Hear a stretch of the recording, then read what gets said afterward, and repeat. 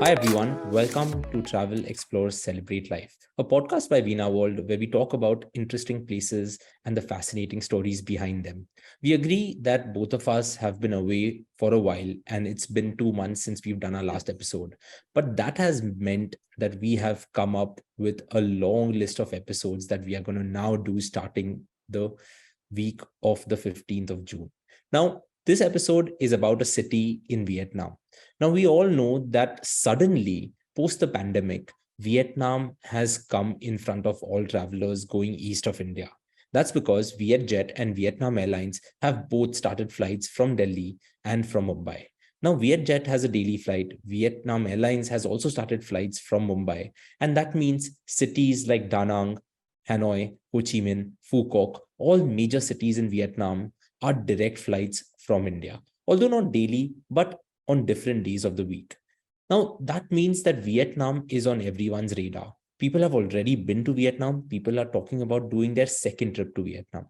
So, this week on Travel, Explore, Celebrate Life, we decided to talk about a city that is often known as the Lantern City of Vietnam.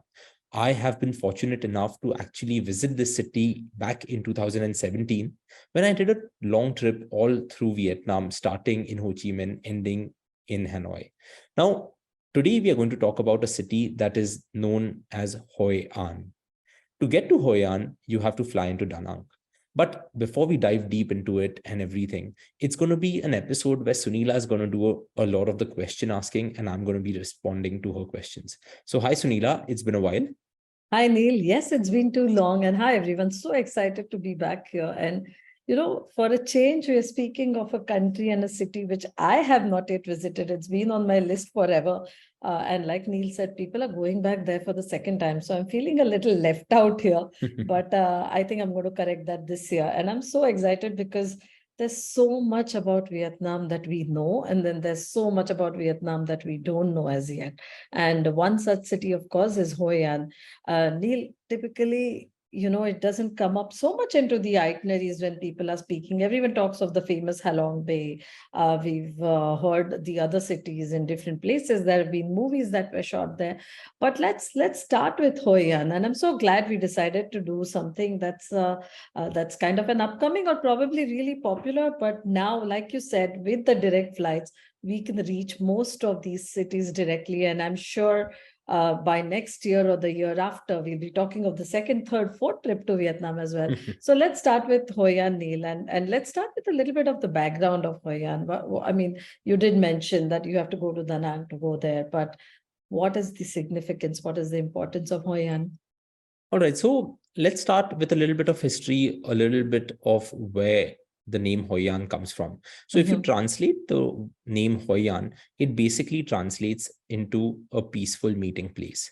And Hoi An, if you really go there, it really is a place which appears very peaceful. You were bang on when you said that, when you talk about Vietnam, people talk about the beautiful Halong Bay. People talk about Ho Chi Minh and the history, the Kochi tunnels and everything. Nowadays on Instagram, you're seeing the Golden Hands Bridge in Da Nang that everyone's been talking about. But when you really visit Hoi An, you realize that everything that you're visiting in Vietnam, Hoi An is also up there. Whether you visit in the day, whether you visit at the night, it has its special things. Now, like I said, it translates into a peaceful meeting place.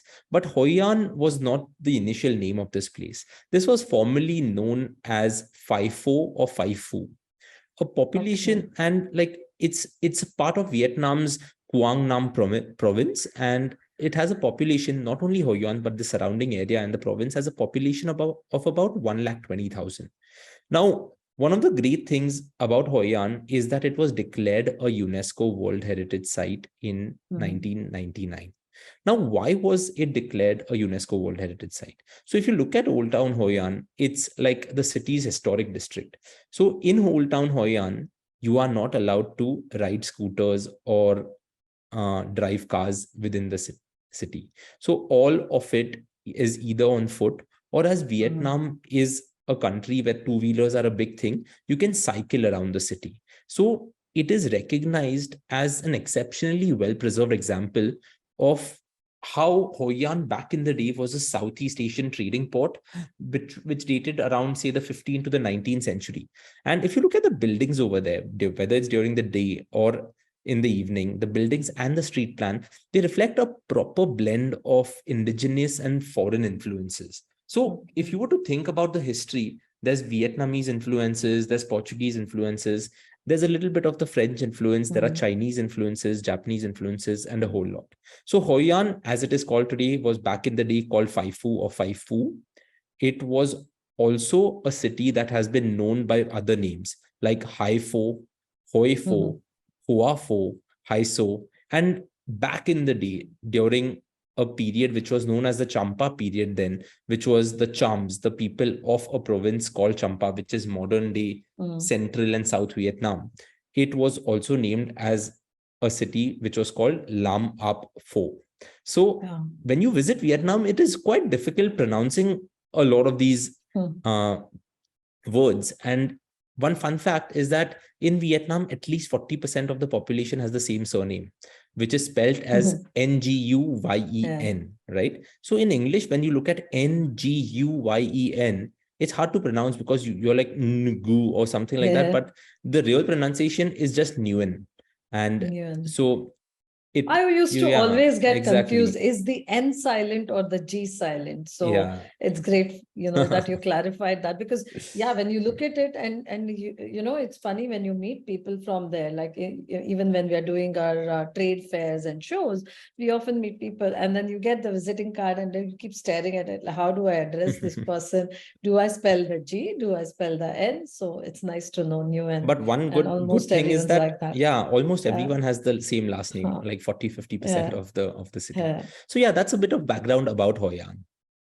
Yeah. Neil, you remember in the Bali episode, we mentioned about how the kids were named, and it's kind of, I feel the whole of Asia has some similarities everywhere. Like, and I think you named about, you spoke about surnames, and like even in India, the surnames would often come from what jobs people did, right? If you look at the Parsi surnames, if you look at the other Indian surnames also. So I think somewhere we are all connected in some way. But let's come back to Hoi An. I mean, I think it's probably one of the most, you mentioned the Golden Hands Bridge, and for a while, Instagram and Facebook was just taken over by these Golden Hands Bridge because it was just so stunning. Now, there's something else that happens in Hoi An, which also is visually so attractive that you just look at the photos and you want to be there. And one of the major attractions they have is the Lantern Festival. So let's come to that. And, it looks so pretty, so cool, all these lanterns hanging in the air, well lit and so pretty. So, what is it? When does it happen? Let's talk of this Lantern Festival. Okay, so see, if you think about the Hoi An Lantern Festival, and if you were to Google or Instagram hashtag Hoi An, you'll see a lot of photos about this. Now, this is observed on the 14th day of each lunar month. And it is the night when it is the brightest and the fullest moon, and celebrations begin during like dusk and end at around 9 p.m. So if you think about Vietnam, and Hoi An in general, it's a city that won't have a major raging nightlife or anything like that. But everything that happens in the city is, say, past after 12 noon, and it will end around 9 or 9 p.m. Now, most of the Lantern Festival celebrations take place on the river on which this old town is located, which is known as the Hoi River. And that is where there are two other attractions which we'll talk about. That is the Japanese covered bridge and also the Kai Au Hoi Bridge. Now, one of the cool things about the festival is that electricity during this festival, which if you just do the math, observed on the 14th day of each lunar month, it means twice a month is when it would happen. Electricity is at a minimal throughout the city, and the entire city is just lit by these lantern lights. Now, these lantern lights are often floating in the river, are on the buildings of all of the buildings that surround this river. And there are some lanterns that are let out in the sky also. But the major thing about this Lantern Festival is that Hoi An just wakes up during the night. And there are live performances, folk performances, bamboo flutes, fiddles, drums, poetry, and everything going on. So it's a very fun element that you see Hoi An in. But more importantly, why is this festival celebrated? right? So it is celebrated on the eve of the full moon every month, because it is one of the most sacred Buddhist events during this period. So as legend says, Buddha was born, attained wisdom, and departed the earth on the same day. So the full moon is a reflective time upon one's own life and their familial relationships. And Vietnam is a collectivist culture. And that's why you will often see all across Vietnam, when you're traveling through all of these places, different ways in which this collectivism or these collectivist cultures are really shown. So that's a little bit about the Hoi An Lantern Festival. But so I have sorry to stop you there, but I have a question there. So when I was checking on the Hoi An Lantern Festival, it also said that in February, when the lunar year starts, that is the most sacred or the most important for the Vietnamese people. But not all of us can probably go there in February, right? So I guess to really see the Lantern Festival, if people want to visit, we can plan it every month. Just Google the dates and check the full moon and plan that. That's one part of it. And what if we can't go there on that day itself? Is there still things to do otherwise when you reach Hoi An? Because otherwise the city is going to be super crowded if everyone reaches there just for the full moon. So how should one plan this? Exactly. So, I was just coming to that, and you're bang on when you say that, if this happens only twice a month, it'll be super crowded. See, it's like the Japanese cherry blossoms. Now, Japan is beautiful all throughout the year, but everyone goes there during the cherry blossoms, which means you're going to be standing in line for restaurants, you're going to be standing in line for those selfies, photos, everything. So one thing you have to understand is Vietnam and Hoi An in particular gets super crowded during these festivals. But these lantern festivals are just an extra thing that light up an already beautiful city by day or by night. So even if you go at a time when it's not the lantern festival, the entire old quarter is still lit up by lanterns. Now, you'll just see 2x, 3x, 4x the number of lanterns during this festival. Okay. But I went during a time when the festival was not on. And I still think the city was incredibly pretty. So if you want to beat the crowds, don't go during the festival. Or if it's your second time to Vietnam and you're going back to Hoi An, because once you've been to Hoi An, you really want to go there again, you can go there during the festival. But you're right that February is when the celebrations and the festivities are at the biggest, because that's the start of the year. But every 2 months you'll often see, but every day the city just is lit up. So it need not be, because see, if you're doing Vietnam, it's a big country, it's a long, narrow country.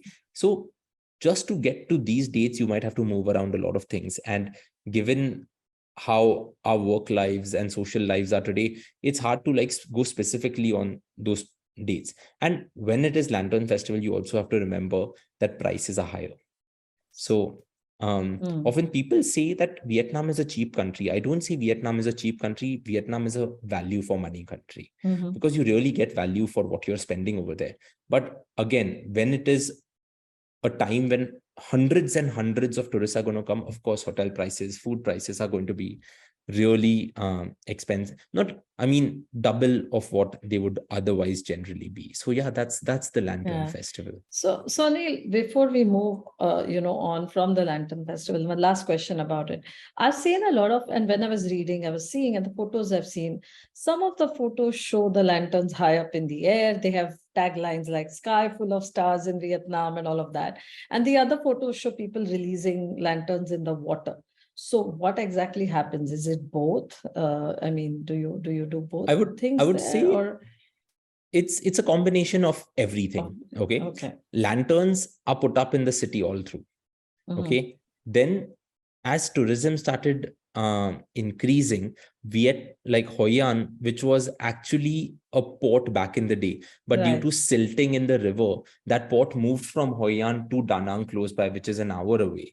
Hoi An, the river in itself now caters to many just tourism activities. So when you're checking out Old Town, you can go on a motorboat, you can go on a kayak, you can go on a bicycle. You can also do a motorbike outside on the outside walls of the like from the outer circumference of the old quarter. Now, when you're doing this, a lot of these lantern festival things are also touristy things. So Right. tourists have an option of releasing lanterns in the water, and often, this becomes like a proper Instagrammy thing. Yeah. Some give you the option a little away from the old quarter of releasing them in the air. But even if you don't do either of those things, you can just take a small boat ride and be amongst the lanterns and everything. Right. Now, here, I would also like to mention that the photos that you see on Instagram, which have the million likes and all of that, are also photos that have, in many ways, been photoshopped to look much better than what it is. Now, you may not be able to get that same photo on your smartphone, even if your camera is incredibly good. So I think what you see is incredible, but what you capture may not be as incredible because night modes on most phones are not the best, right?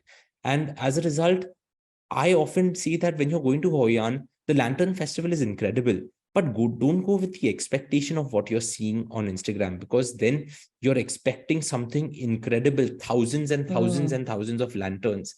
And there are, but it may not appear what it was made out to be. And that is very important. Yeah, I mean, you also mentioned that Lantern Festival or not, and you yourself visited when it was not on, and you still had an amazing time. Exactly. So I think it's not about the photos, it's really immersing in the city, walking in the old quarter, taking the bikes, going around, walking around, and all of that. So, Neil, considering, everything that you said, would you say that you should stay overnight in Hoi An, or at least manage to visit it in the night, or a day trip is good enough? And because typical itineraries, like usually when people see, of course, because there is probably short of time as well. They may not have so much time. So it would start with Hanoi, Halong Bay, Ho Chi Minh, maybe Da Nang, and Phuoc, again, time dependent. So what is Hoi An? A day trip, a night trip, an overnight stay? How would you put it? I would say because of its proximity to Da Nang, which is an hour away, Da Nang can be a good place to stay, and you do multiple excursions to Hoi An. Okay. Because nice. see, when you, like you rightly said, if you're just going to Hoi An, then you can stay there. It's like, you have a direct flight to Da Nang, stay there, like take that 1 hour trip, stay at a hotel in Hoi An and just explore that city. But if you're combining it with a Hanoi, Halong Bay, Ho Chi Minh, then I believe it's important to also optimize, right? Because you want to go to Bana Hills, you want to go check out the Golden Hands Bridge, you want to see all of these other things. So a dinner in Hoi An is something that I would recommend. Walking the streets of Hoi An at night is something that I would recommend. Walking the streets of Hoi An during the day is also something I'll recommend, because Hoi An is known as the banh mi capital of Vietnam. Now, what is banh mi? Banh mi is a Vietnamese sandwich, which is a baguette. Like that's the French influence, right? Which is a baguette with meat and fresh herbs and chili inside. Now, it seems like a very simple combination, but baguettes, meats, fresh herbs are great. And one meal along the river, at trying to avoid the massive touristy restaurants and just going to one of the cafes and enjoying that is something that you can definitely do. But at the same time, you really have to have a banh mi also. And one of the places over there, and we ate there, was famous because Anthony Bourdain ate there. Wow. And of course, whenever he used to eat at any place, they would start putting photos and everything. So one of the places had that, and that was quite a nice banh mi that I had over there. So to answer your question, it's a bit of both. You can stay there. I had stayed there for 3 nights because I had gone just to spend time in Hoi An. That time there was no Golden Hands Bridge, nothing. So we preferred Hoi An. And otherwise, you can do a day trip. It's very easy. It's very quick. It's not very tiring or anything like that. Neil, our episodes cannot be complete without mentioning food, of course. I mean, we all love it and we love to go and try the local things. But I've also heard that Hoi An itself has its own dish, right? Because it was a port city. There was a lot of influence. And you mentioned that from Japan, from China. So they have some broth, kao lao or something like that, it's which called is kao lao. kind of a mix. So Other than the banh mi, is there any other food? I also saw some tea with a lot of lemongrass and other things, quite refreshing that they serve there. So the famous Vietnamese street food, is there a particular area to go and experience that in Hoi An, or other things that you can do there? Now, often people talk about, like, and most blogs will tell you that the regional dish of Hoi An is khao lao, which is rice noodles, meat, greens, bean sprouts, and herbs, and a little bit of broth. Now, why is this dish famous? Because the water for the broth has been traditionally taken from something known as the Bale well, thought to have been built in the 10th century by the people of the Champa region. So that's why this khao lao is famous. But there is another local chili sauce, which is known as the Ot Turong Tre Fat, which is super popular in Vietnam, but that originates or is said to have originated in Hoi An. So that's that chili sauce. Now, this chili sauce, you can have it with your rice paper noodles or something like that. Other regional specialties that I remember was just regular chicken with rice, which is often known as komga. Then there is the banzeo, which is quite famous. And then there is something which is a baby clam salad, like clams, but small in a salad. So that was also quite nice. So when I was in Vietnam, I was just snacking all the time because I didn't want to have a massive meal or anything. Having the coffee, you mentioned the tea. Along with that, there's the coffee, and Vietnamese coffee is like sugar, right? Because it's coffee. There's custard. Is that custard? Yeah, I think that's custard. Milk, milkmaid or minute maid. What that? So that is there. So the coffee by the river is something that I would really, really recommend doing when you are in Hoi An. Oh, wow. Yes, coffee sounds great anytime, and in Vietnam, and the Vietnamese coffee, because I know a lot of, some of my friends who went there got me those ready-made sachets. I'm sure it doesn't match anywhere close to what you get in Vietnam, but anyways, I appreciate the gift. But so coffee by the river is something that we should definitely do. And you mentioned the chili sauce. And I think next time I'm traveling to Europe or the US, I'm probably going to carry a bottle of that, because I was out for quite some time. And after 2 weeks of bland food, you start missing the spices and you start looking for Asian foods around the world. So, that's how things are. But Neil, one of the other things about Vietnam, which I find really attractive, is the traditional dress, the áo dai that the women wear, which is a long silk tunic worn over pants. And I've heard that you can actually even get that stitched there. Of course, you get it ready-made, but I know some friends who went and brought, and I think even you managed to get even formal suits stitched there, right? So is that something to do, like when you go there? And I've heard like super quick in a day or 2 days. So exactly. So, often, like I keep telling people that if you want to stitch clothes for your wedding, you can fly to Hoi An and come back within 3 days, because it was incredible. You walk into the store and like Hoi An has a street full of tailors. You walk into the store, there are magazines kept there, men, women, like, men's clothing, women's clothing. All you have to do is point to a picture in the magazine. And of course, these are all Hollywood celebrities, even Bollywood celebrities wearing all of that, all of the fancy clothes, the suits, the dresses and everything. And you just point, can you make this? And then they'll be like, yeah, we'll make it. You have to choose the material and then they'll just make it for you. The measurements are taken today. Come back in the evening for the first trial, come back tomorrow for the second, come back tomorrow evening for the third trial. And if it fits, done. It's all done. And like I said, it's value for money. Often in $100, $150, you will get great suits. And that was something that I really liked. I picked up 3 suits back then. Of course, over the 5 years, I've put on a few kilos, so now I don't fit into those suits. But it was incredible. Just the bespoke manner in which the suits were made, and like they were making dresses for other people over there too. So it was something out of this world. And if you're going to Hoi An and if you have about 2 or 3 days, and even if you're staying in Da Nang, you could give measurements on one excursion and then come back 2 days later and pick up the outfit. So it's quick, it's value for money, it's great quality, because Vietnam is also known for its textile materials and all of that. And yeah, that is something that I would really recommend. Even the traditional dresses, you will get them in abundance. And you also have to remember that you can bargain.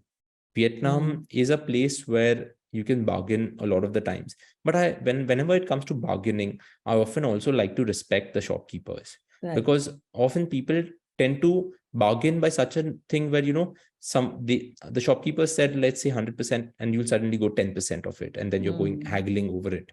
Then they also lose interest. So I noticed Yeah. that, if you give them respect, then they really give you the right price.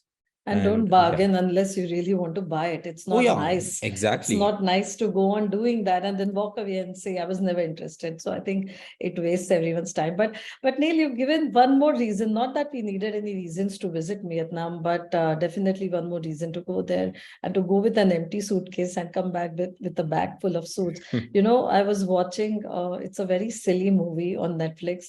It's called A Tourist Guide to Love. In the first 10 minutes, I thought, I don't want to see this movie because honestly, the acting was really mediocre. But Vietnam looks so beautiful that for me, the star of the movie was Vietnam.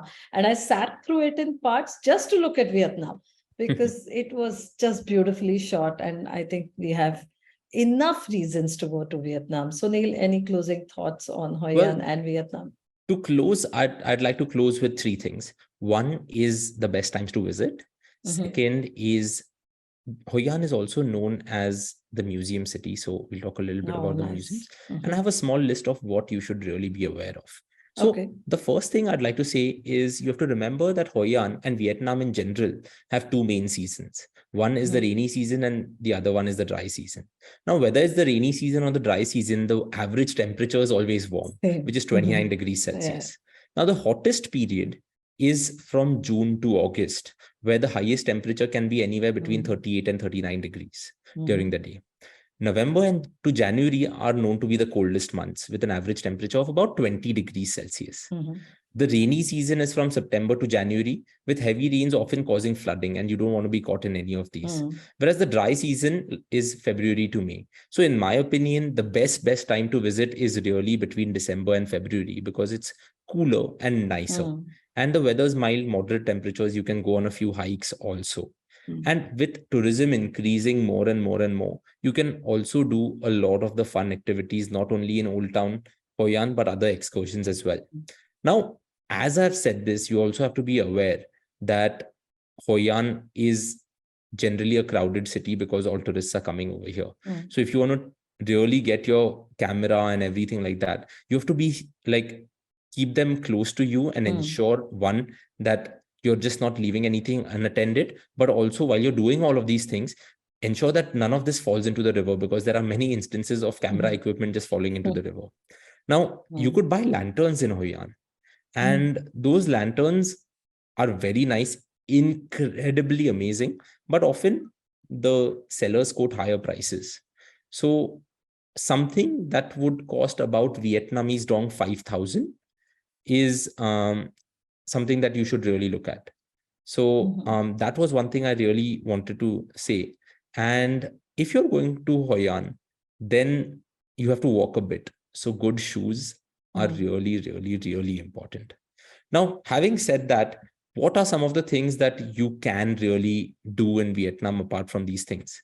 One thing that I had on my list was that you can play a folk game of Central Vietnam known as Bai Choi, which comprises of poetry, music, acting, literature, and painting. Yeah. It's a complex card drawing game, and you have to sing according to the rules of the game, but it's something fun that you should definitely do.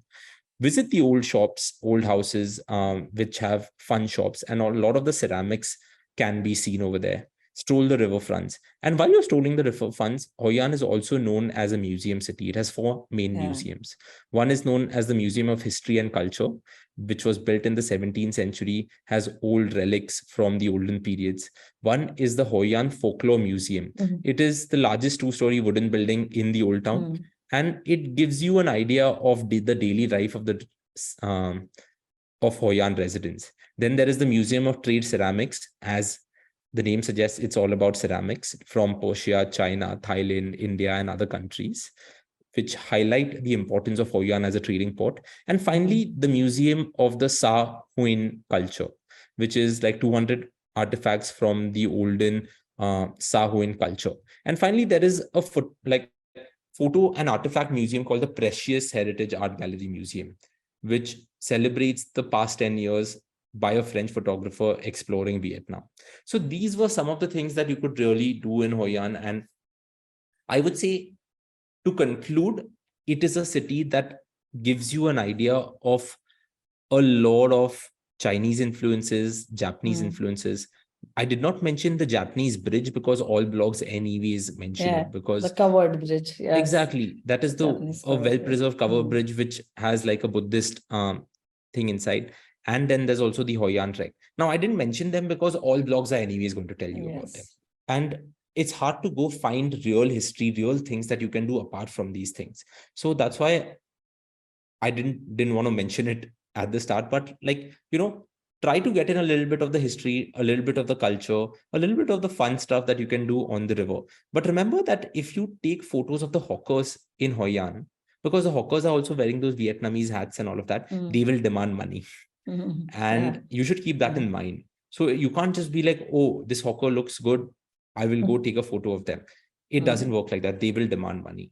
And I think it's fair. You can pay them exactly. a little money to get that perfect photo that you're looking for. I think they'll, from what you keep talking, I see Hoi An as the perfect mix for everyone. There's a little bit of culture, there is a food trail, and you can go around tasting different for the food lovers, people who love shopping. There is so much to shop, souvenirs, clothes, everything. And those who just want to relax can just walk along the old town, enjoy the Lantern Festival, and come back with a taste of Vietnamese culture and food and history and everything. So all in all, I'm sure Hoi An will be definitely a place on everyone's itineraries. And whether they stay in Da Nang and then visit Hoi An, or eventually, I'm sure they'll be like you, staying in Hoi An as well. So this has been really amazing. Do you want to close it, Neil?